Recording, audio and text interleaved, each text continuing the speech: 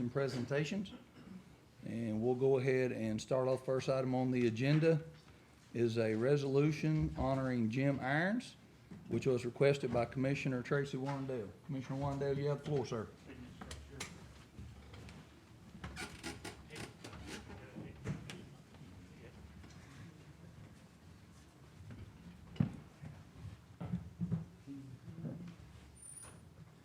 Mr. Vice Chairman, fellow commissioners, thank you for this opportunity to bring this up. This is something we talked about before COVID, or maybe a little bit after COVID, but we wanted to wait, and Jay was able to get with the family, and many of us in this room, and whoever knows the Irons, they're a great family, and this is a deserving resolution, and I'm honored to be the one to be able to read it. But at this time, I'd like for the Irons family to come on up here.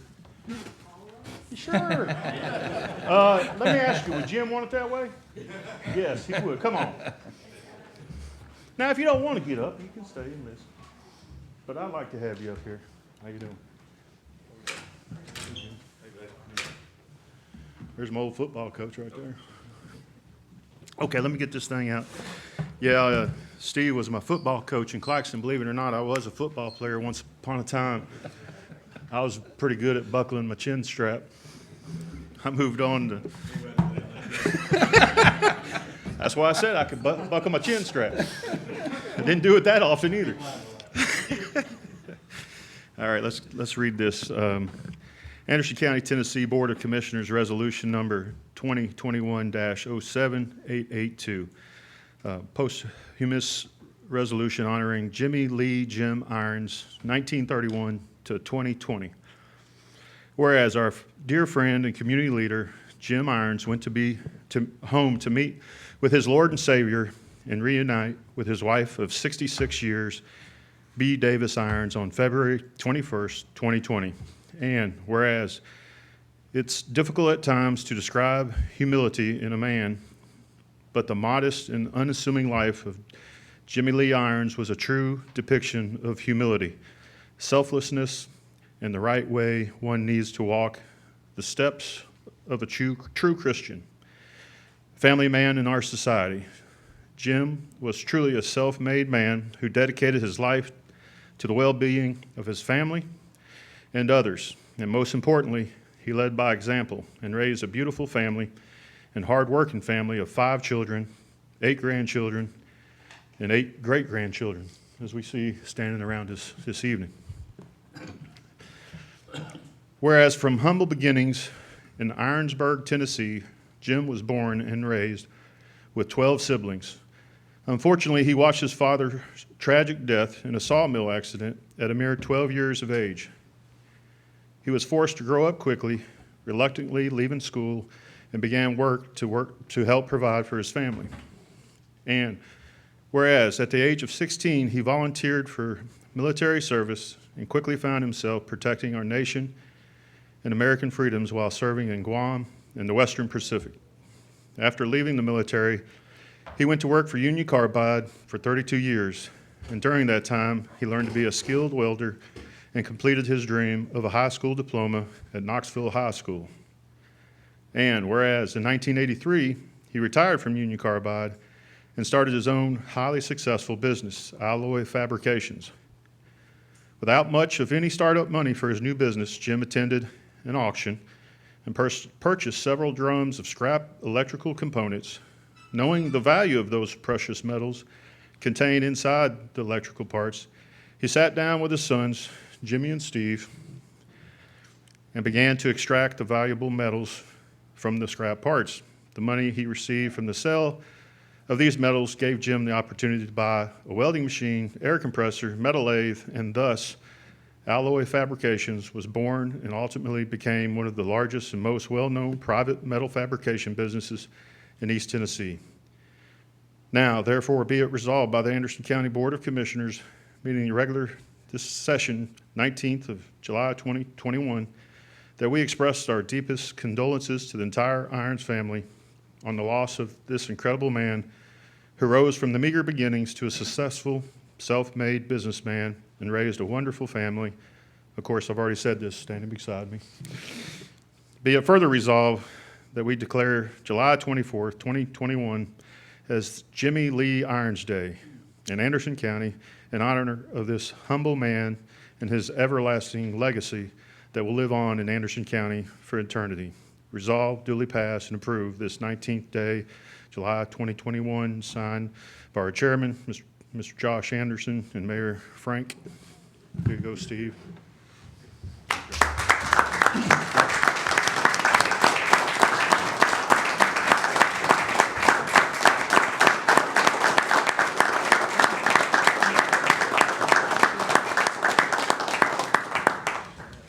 Hey, thank you all. Anybody have anything you want to say?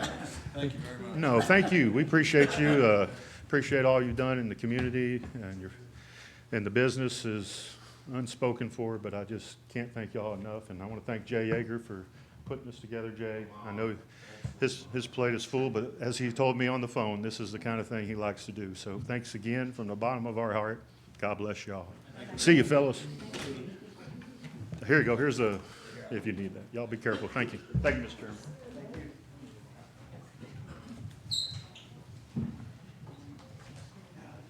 Hey, did y'all want a picture?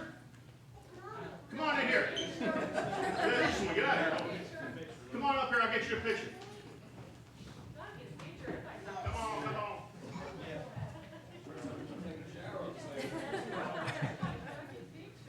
Thank you. Come on up here. Just line right up here. If you don't care. Come on up here, fellas. Y'all get up front. Hold that. You look good. I'm carrying it. Our family's short, so. Well, we're going to stand behind you.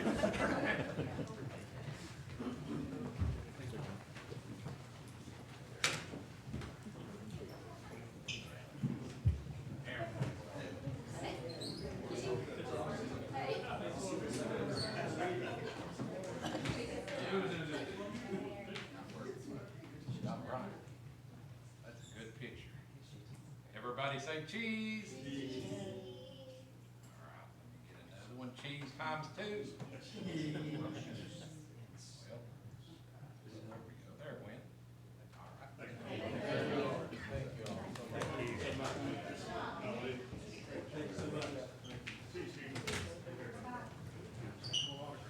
Hey, Steve, I'll see your football.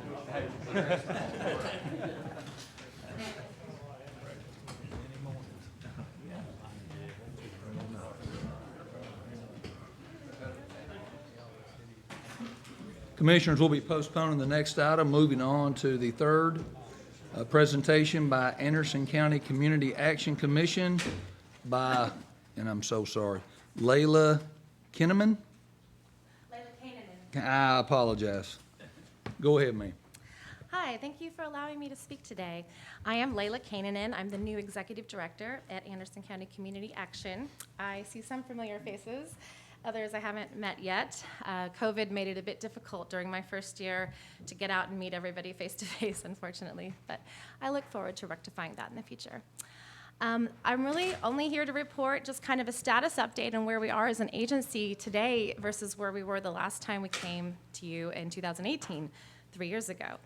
And I have some good news to report, and I'm sort of gonna then after that ask what kind of ideas you guys might have for how we might partner in the future using funds we have, federal funds we have access to maybe provide something for the community down the line. But let me start with just saying that during Susan Bowling's tenure, Community Action was always full of heart and never stopped serving the clients and always kept the doors open. But the finances did suffer for quite some time. She just was extended beyond her capabilities to run the financial side as well as all the other executive duties. So fortunately, I was able to find a genius CPA here in Clinton, a young woman named Stacy Hauser, and she's a freelance accountant and works with small businesses and nonprofits especially. And she's been able to help us get our books in perfect working order. We just recently got our private audit done for 2020 and had a clean bill of health in the comment section, which we are extremely proud of based on the mountains of debt that the agency was under the last time you probably gave the agency much thought.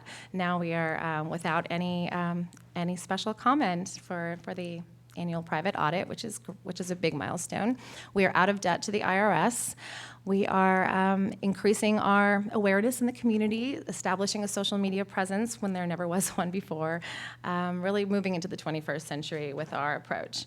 And we are now in compliance or in soon to be in compliance in process with all of the organizational standards at the federal level, which is handled through the program manager who works at Department of Health and Human Services in Nashville.